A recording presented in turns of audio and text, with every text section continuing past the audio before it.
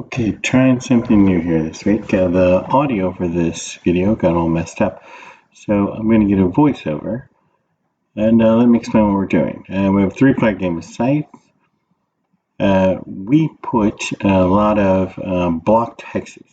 You can see the mechs on the board right now for the other four players. This reduces the size of the map and causes us to confront each other more than is normal for a three-player game.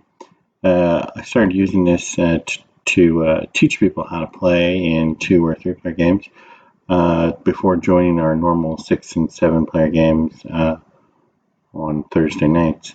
We liked it so much that now whenever someone's missing, we only end up with 6 or 5 players. We go ahead and block out a few extra hexes to cause more player interaction. Now with the social distancing lockdowns, we are vastly reduced in the number of live players, but there's 3 dedicated people here who show up every week, and so we've been messing with our games a little bit. So this week we're playing 3 players. You can see we have Vesna on the board, so if you're afraid of Fenris Spoilers, that's going to be a problem. And what we're actually doing right now is picking Triumph track tiles to create a new achievements track.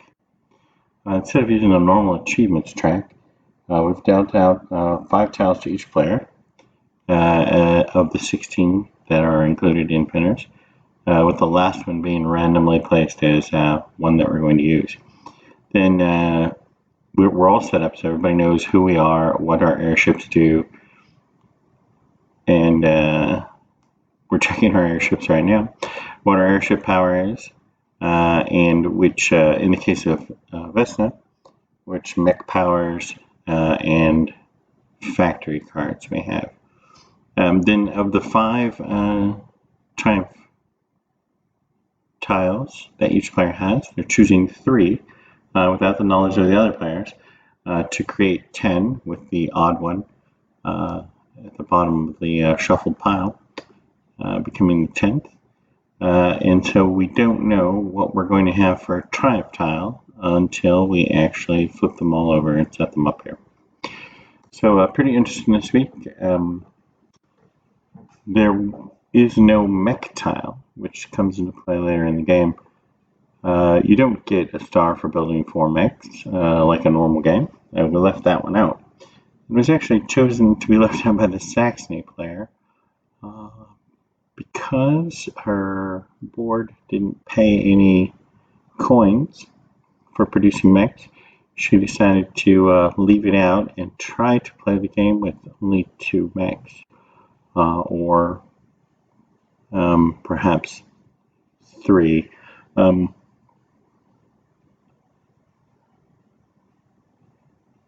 So our achievement board there is enlistments, workers, objective, and then up to 3 combats. Now because Saxony's in the game, they can still do 2 objectives and as many combats as they want. So it's a little bit of a disadvantage for Saxony in that we can get 3 combats not being Saxony, and usually 3 combats is more than enough to have a complete combat focused game. After that we have the factory card. If you get a factory card you gain an achievement, and then 16 resources on the board. They don't have to be in the same hex, they don't have to be the same type, just any 16 at any point in your turn. When you can normally claim an achievement, you can get a star just for having the 16 resources. And then 3 encounters, and finally 18 popularity.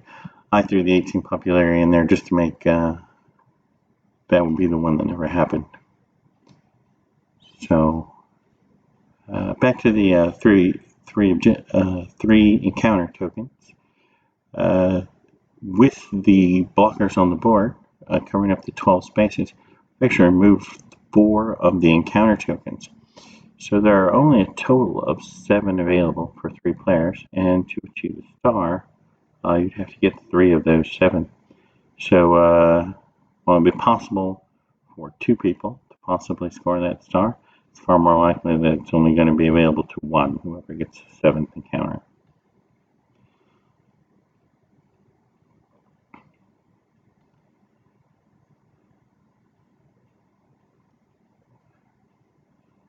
So I'm playing Vesna in this game, and I have a very interesting opening move because I have a factory card. It allows me to pay 1 popularity to build a building and then move my worker from the building over to the village to get my additional workers. I also have a factory card, a 1-use factory card, to pay a coin and a combat card to produce on 2 hexes. So my strategy here will be to get the 8 workers, spread them out over the farm and the mountain, and then use my factory card to produce once more after achieving the 8 workers, and then just a few trades to produce all the resources I need. So you'll see that here in a few minutes. Crimea, their game tonight doesn't go very well because the player gets distracted with being the first one to get the 3 encounters, because he can use his Wayfarer movement to jump to empty farms. Unoccupied farms, and that's an important distinction in this situation. The 6-7 player variant for Crimea, which we use whenever we have these blockers on the board because the home bases would not be accessible. So we allow the Crimean player to play with the 7-player variant. If Polania were in the game, we would give the same thing to them because, again, having blocked out 4 encounters, that's a bit of a disadvantage for Polania. So we let them use the 7-player variants as well.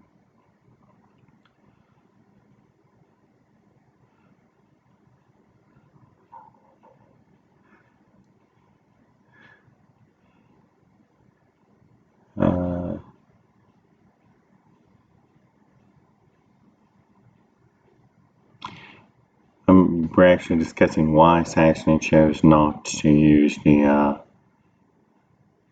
mechs achievement in this game.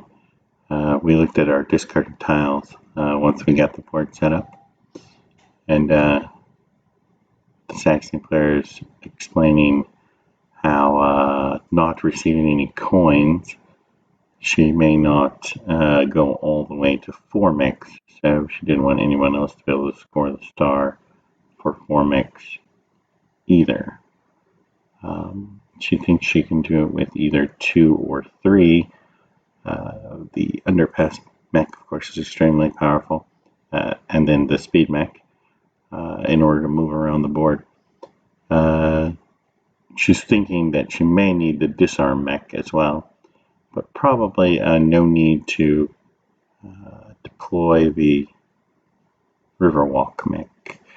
If she needed to get into Crimean base, she might need the Riverwalk mech, but there are no rivers blocking the Albion start area where Vesna is starting.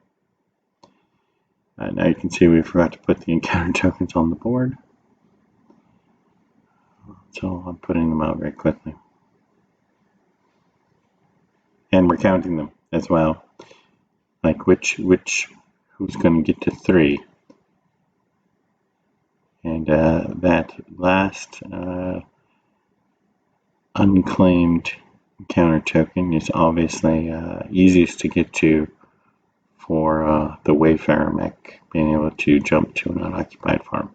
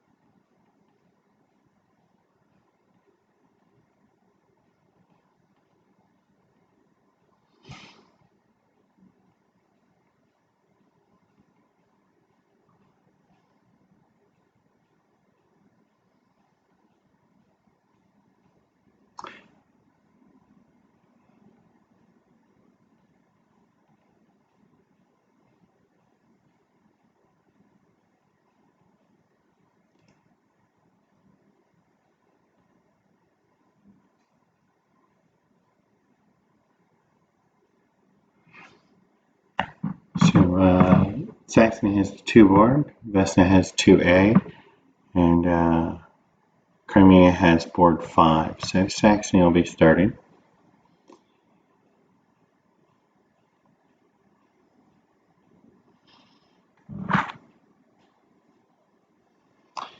We have been on a 2-week hiatus.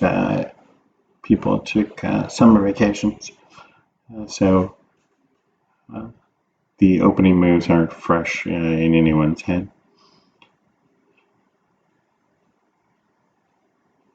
But Saxony's ready to go with the trade.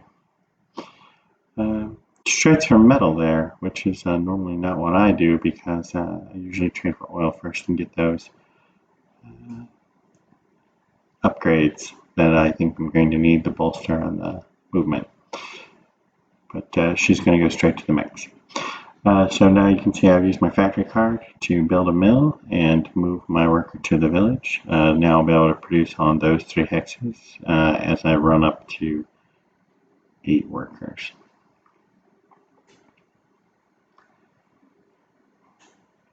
Crimea starts off with a production as well to get those workers. Lately, at least in our 3-player games, so for the last couple months, we've all been going with 8 worker strategies in almost every game. So you'll see a lot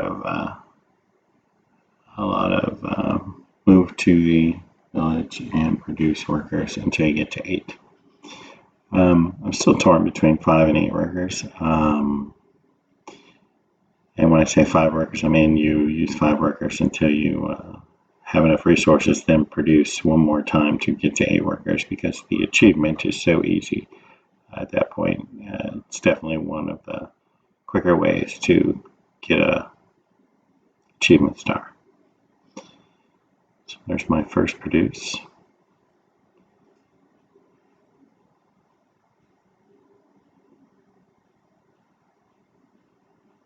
And now comes Crimea's trade for food.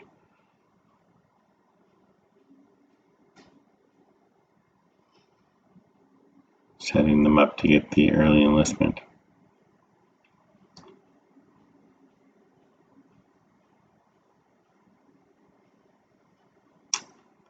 No surprise, Saxon's the first one to get a mech before starting to move anyone.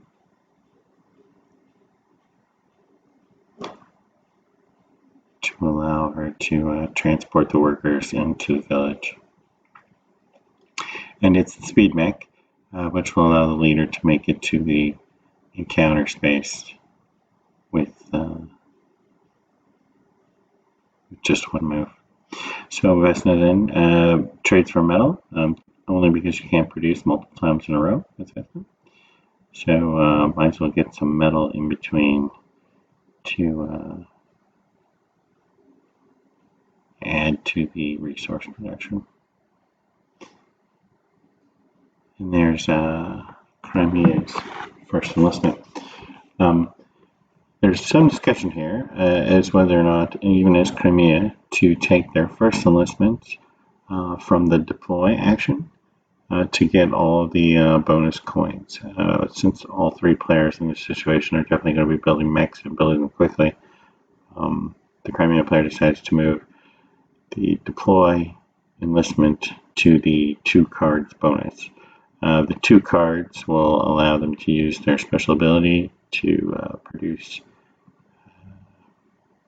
in the future, to enlist and deploy in the future. So they really won't be slowed down, and their second enlistment to get more combat cards will come quickly enough. So he decides to go for the extra coins rather than the extra combat cards. Does that one first. And you can see Saxony's making their move to the village.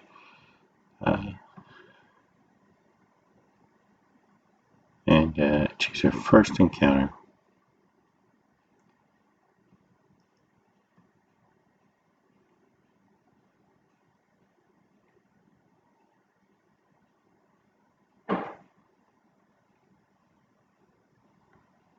She takes the first option on one of the expansion cards, which is flip over the combat card to gain power equal to its value. And of course, she drew 2, so she was upset about that.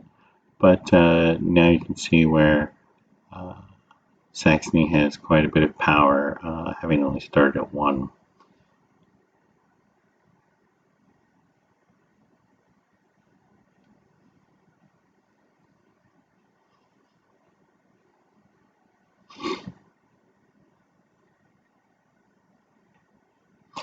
So let's go ahead and take my next production.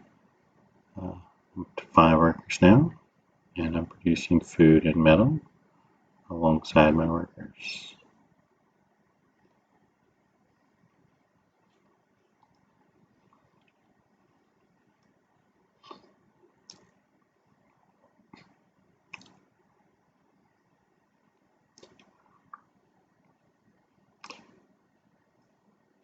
Five workers for Crimea, and having already built the mech, Saxon's a little bit behind with just 3 workers.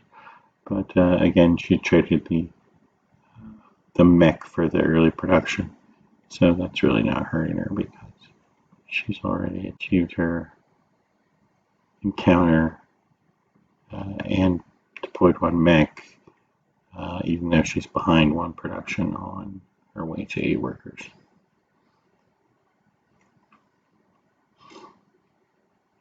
Okay, here I'm going to take a move action to move one of the workers over to the food, since I only need to produce 3 more workers to get to 8. And then with the second move, I go ahead and move my airship out of the home base. It never does anything productive, but that move would have been completely wasted. Then I go ahead and build the speed mech on the village in order to deploy my workers later. And now my character will be able to reach the encounter token in a single move.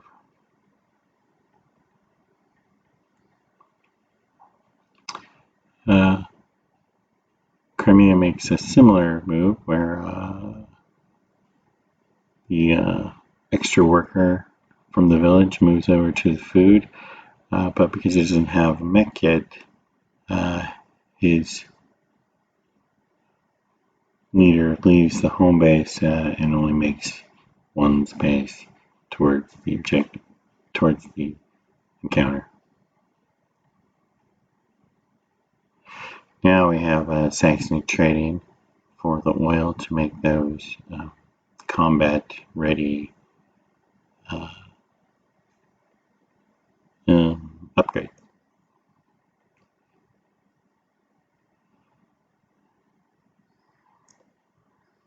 Now I'll go ahead and produce again, getting to 8 workers.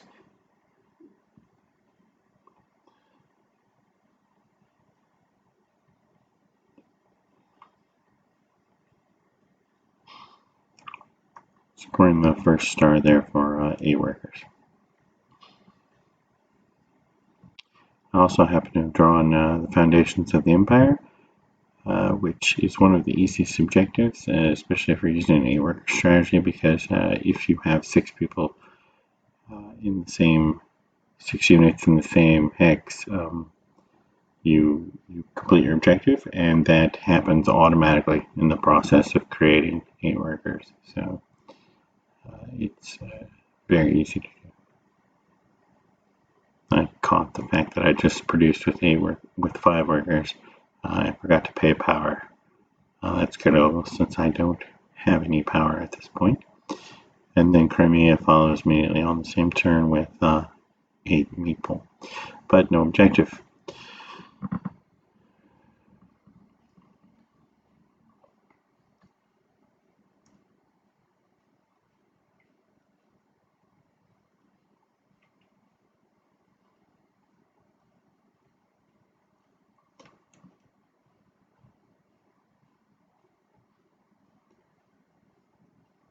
Saxony trades for more metal, get that second mech out. So I'll allow her to leave the home area, the underpass mech. I pause for just a moment here to plan out the remaining production for the turn. I'm doing a trade and list, and I had to count to make sure I was going to have the right number of metal and food, but it really didn't matter as I'm going to do at least one more trade. But I went ahead and took the metal. Take my 2 power option first. Whenever I have a faction that starts with low power, that's usually my first enlistment bonus, is the 2 power, just to keep me out of the 0.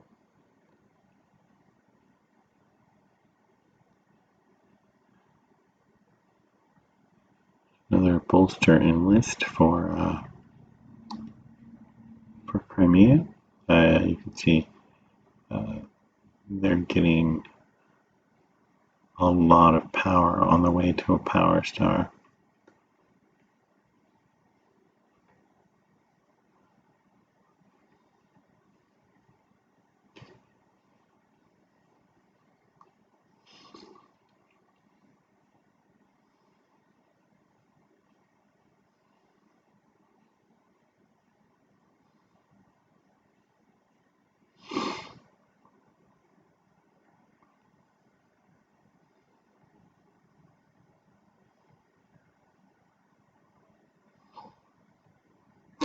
Now again, another discussion about how much money you make from the deploy enlistment, and how if you're anybody but Saxony, you get so many coins that it's usually the first one that should go out. Again, that depends on the players you're playing with and how many mechs versus enlistments they're going to do and in what order. But in our games, usually the mechs come out pretty early, so taking that as your first enlistment gets you a few extra coins. Now I take a move action, moving my leader to the encounter and spreading my workers over my 2 production hexes. And I lay them out on the board there and then count them before deciding how to actually make the move.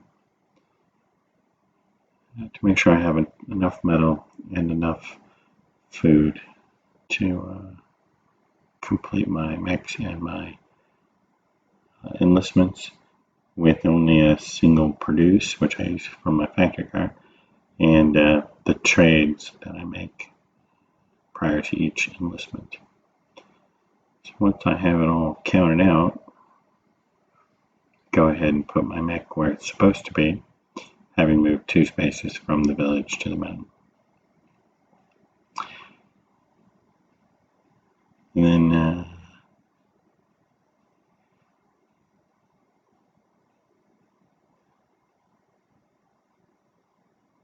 actually forget to do my encounter here. One of the nice things about playing with friends is I'll rectify that here in a moment, rather than try to come up with some strange penalty about not having done it.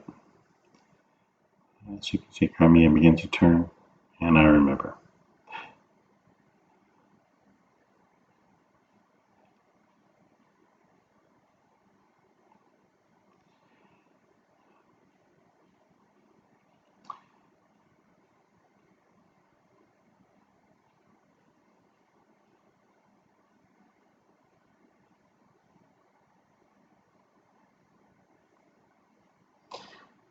And I end up just choosing $2 and 1 popularity, the first option on the card, because I've already spent, I've already planned out exactly how much production I need, and the rest of those weren't really a big benefit. So I take the first one. Crimea, on the other hand, gets a great encounter here.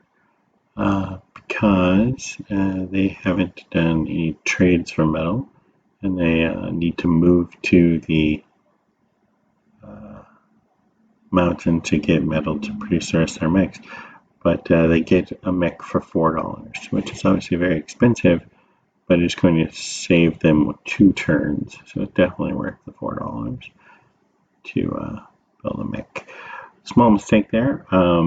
The paying $4 to gain a mech from an encounter means the mech should have gone on the mountain with the encounter rather than back in the village.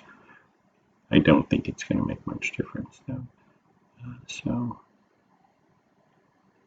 yeah, we let that one go.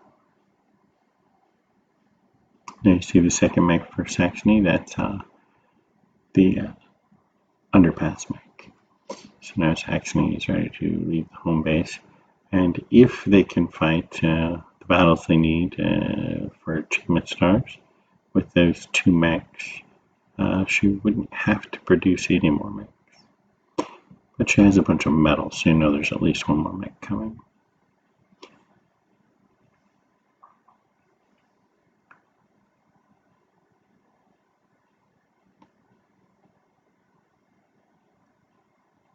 I'm sorry, that's not true.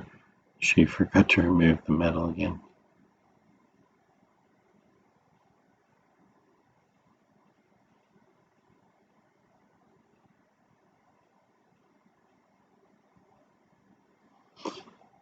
And here's where I use my factory card, coin in a card to produce on 2 hexes. This is the only production I actually do after making it to 8 workers. With the remaining trades, I have to go, this will give me all the resources I need for 4 enlistments and 4 mechs, which is my plan.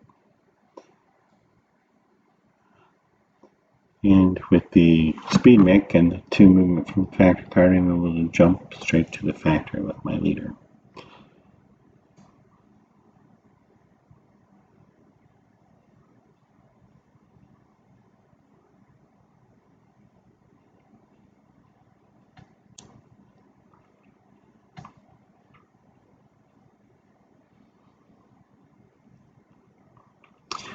This factory card turns out to be inconsequential, so I was just there to get the Triumph Track achievement. If you have a factory card, you get a star. So now I'm at 3 stars.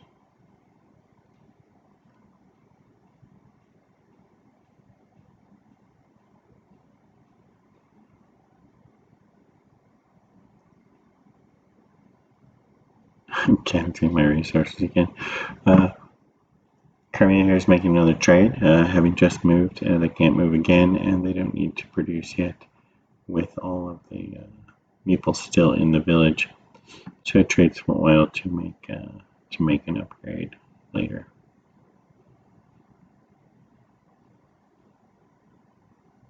And now Saxony is getting some food to get that combat card enlist. If you expect a protracted battle, protracted game with Saxony, you don't want to run out of combat cards. And you can see from the power track she's well behind the power of Crimea. That'll mean she'll need to do 2-to-1 or even 3-to-1 attacks and consumes a lot of combat cards. She takes a moment to go ahead and make that enlistment to get more combat. Go ahead and do a trade and an enlist.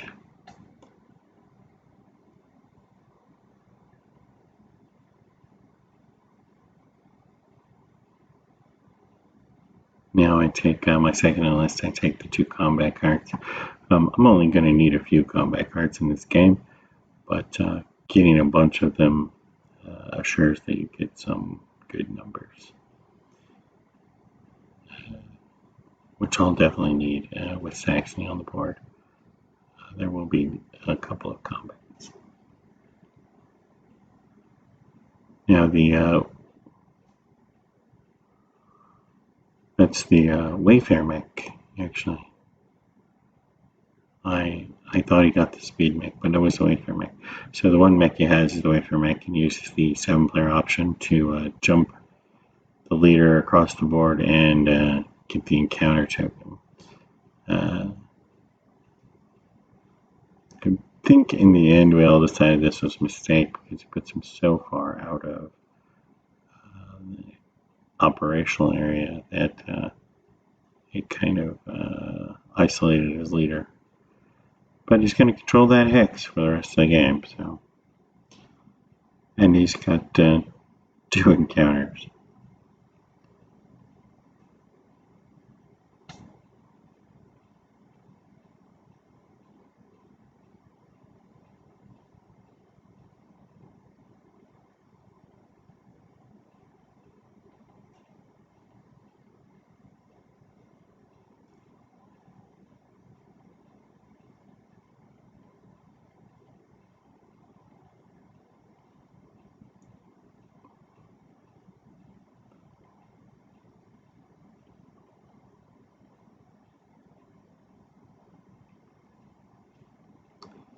So he makes a 6-2 split there, which looks a bit odd, but because he bought the Wayfarer mech, that was really his only option. It turned out he was actually doing this because he had an objective requiring 9 of the same resource. So he's going to go ahead and overproduce metal to achieve that objective. He gets pretty close to also achieving the Triumph achievement, 16 resources by the end of the game, but he's just a little slow. And you can see that chasing the 3 encounter star and the objective star is really going to slow down the Crimean machine here. And both of those things turned out to be a big mistake.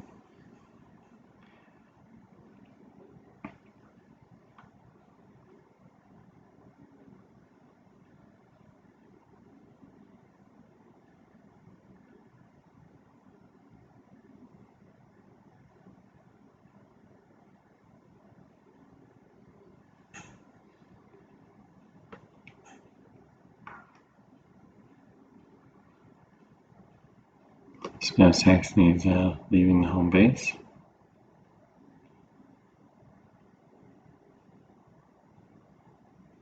And just has to block me off there on my peninsula, which is probably a pretty good move.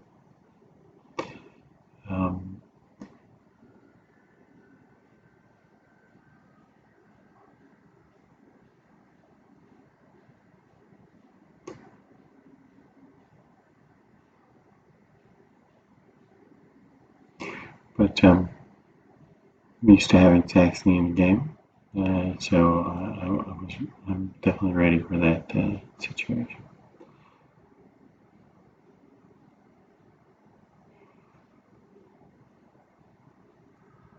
She moves those workers to the wood, which I immediately recognize as a mistake. If you're playing Saxony, if you ever have any wood tokens that you didn't steal,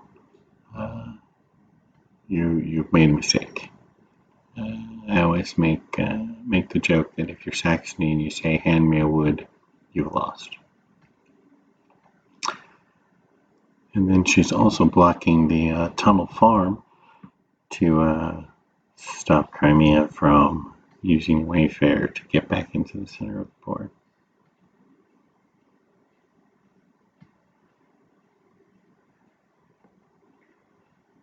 And an enlistment.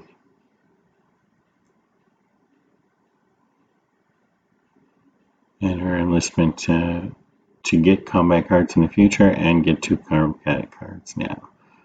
It's actually, of course, she's going to need combat cards to win those combats. And that was her objective, control 3 tunnels, which explains why she went to the wood tunnel. I think of all the tunnels, that was the worst possible one to be on. Either of the oil tunnels would have been a better choice. Probably the one in front of Crimea, just to kind of block them in, would have been my choice.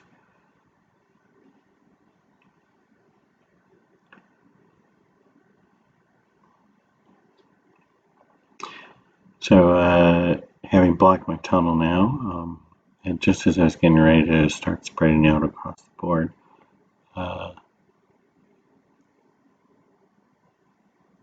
she's forced me into actually attacking her.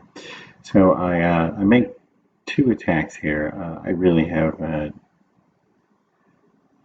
don't think I'm going to win both of these battles. I'm actually slightly surprised, but I wanted to get out there and get her to burn some resources. And that's the choice she was faced with: burning her combat resources, power, and cards to win those combats, and then slowing her down for future combats, or letting me have them. So a bit of a psychological game there, and I'm going to throw medium scores on both of these, so that she can't just completely ignore the game. So very interesting psychological game. Christine and I have played each other lots and lots of times. So there's a real head game battle here.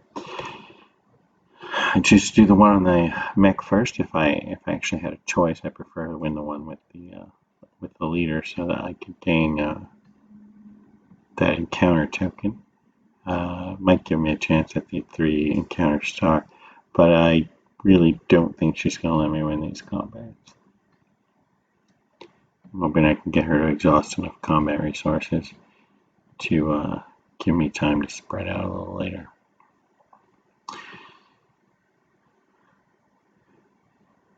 So we're still trying to decide how much power and combat card to play. And on this first battle, we both play 4, and that was exactly a 3 card and a 1 and 1 power. You can see on the power track, she could have won easily, but she can't necessarily win both of them. So she gets just a little short on that one. And I actually defeat her, opening up my moves out onto the main board and gaining another star. And you can see with 4 stars now, it's pretty significant.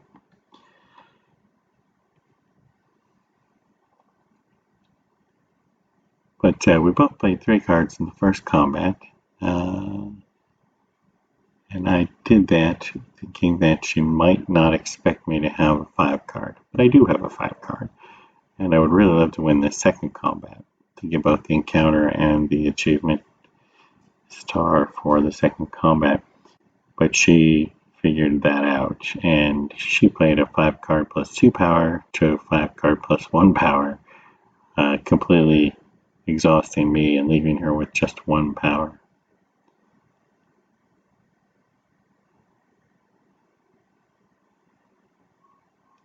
Anyway, so still a good result, and definitely a lot of fun there, trying to plan out spending resources in those 2 battles.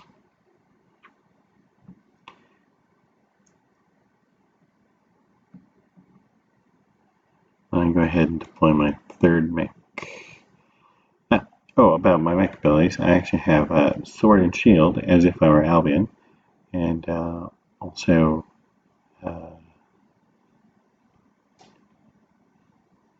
Nordic's ability to move on lakes, which doesn't actually come into play since nobody else can move on the lakes, and I'm never forced to use lakes to bypass the tunnels. But the shield does come in handy later, so I was happy with my choice of mech powers. So now you can see that first produced from Crimea. They had made it all the way to Tier 2 popularity, but in order to get this objective and the remaining resources that they need, that's going to drop them down back into Tier 1. Just kind of unfortunate that it was they were forced to drop back down after achieving it. Normally you don't think about that if you're 6 or 5 and you have to spend 1 or 2 for production. Then you try to get back to 7 later. but having made it to 7, it feels like a bit of a punch in the gut to drop back down to tier 1, even if it was supposed to be temporary.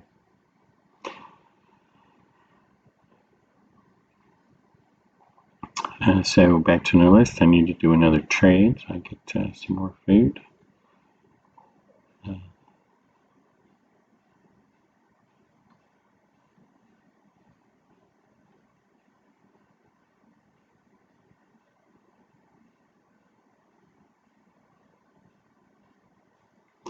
Now you can see with everybody having made at least to the combat card list, and there's lots of combat cards flying out around the board.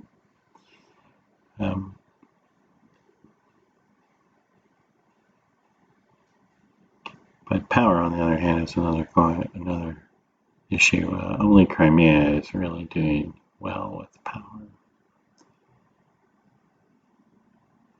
He uses his Crimean ability to reduce the cost of his enlistment. And so another round of combat cards goes out.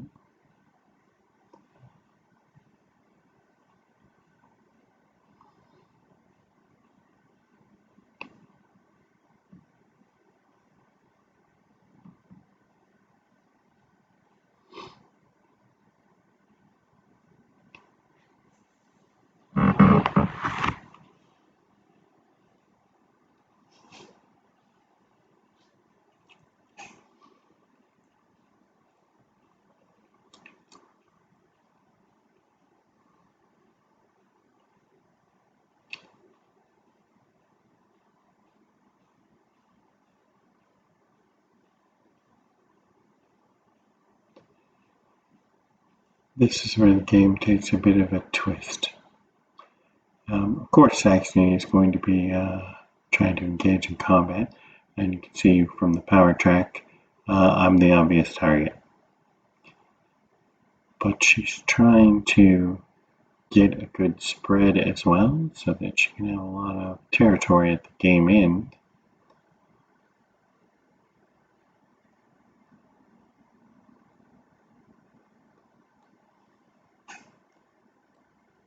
So she spends a lot of time contemplating where the best possible moves are here for this turn.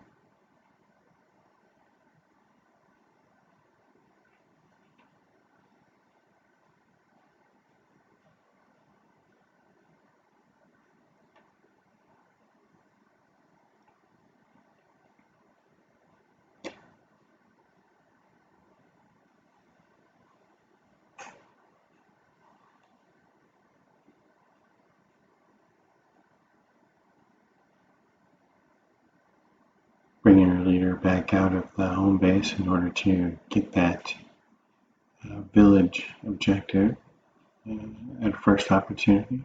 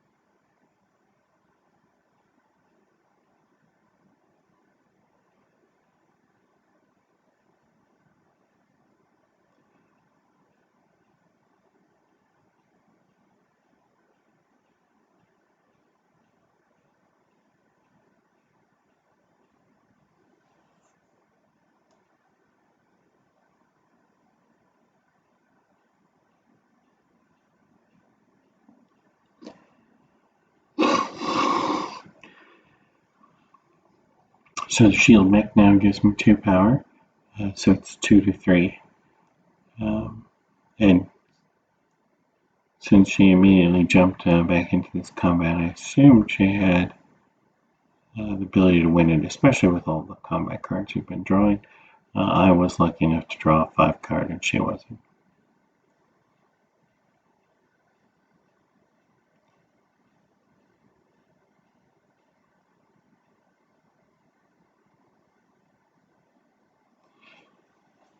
And as the attacker, of course, she only needs a 4 card.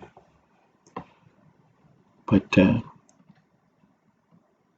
she tried to save a few power there and did not win that combat. And that threw me a bit, scoring the defensive star. Now you can see I'm at 5 stars.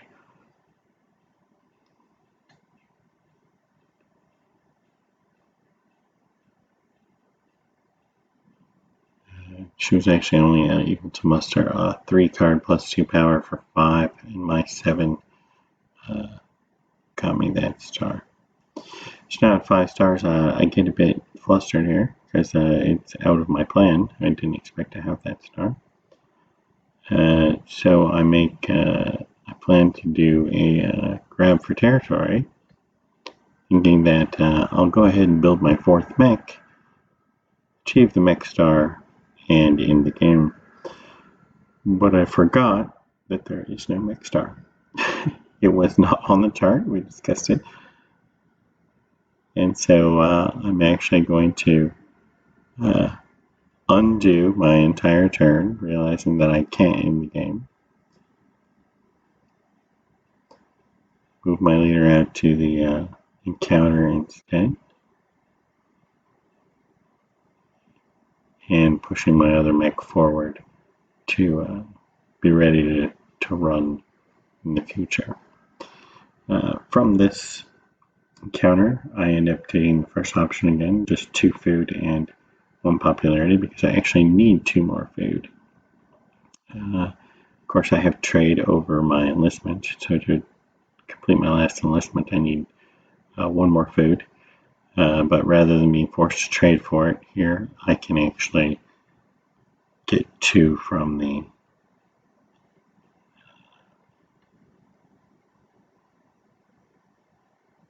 which I put in the wrong location. Again, another small mistake, but it won't make any difference. So now we have Crimea with 12 metal.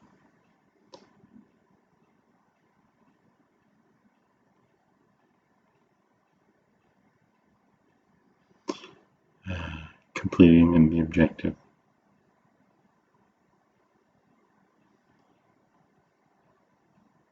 But at this point, far too slow to spend all that time stockpiling those resources. And with 3 food there, that's 15 resources, and you need 16 to make that other star.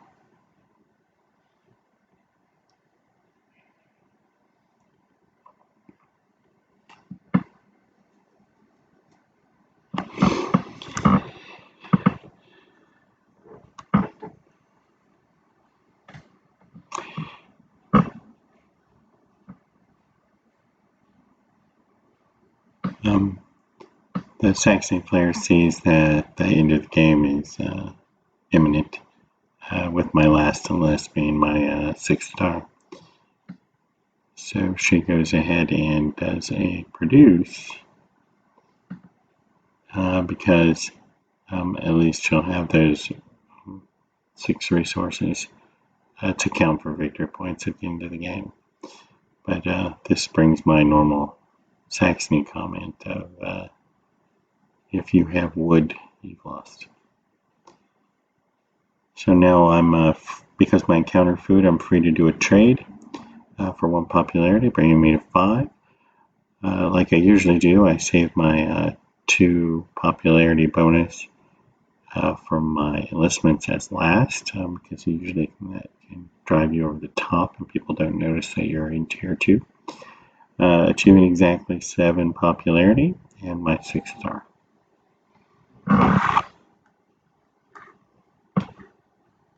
And now we'll count up the scores. And it turns out I have 63 being in Tier 2 and all those extra stars, while Crimea only achieved 38 and Saxony was stuck in the low 20s.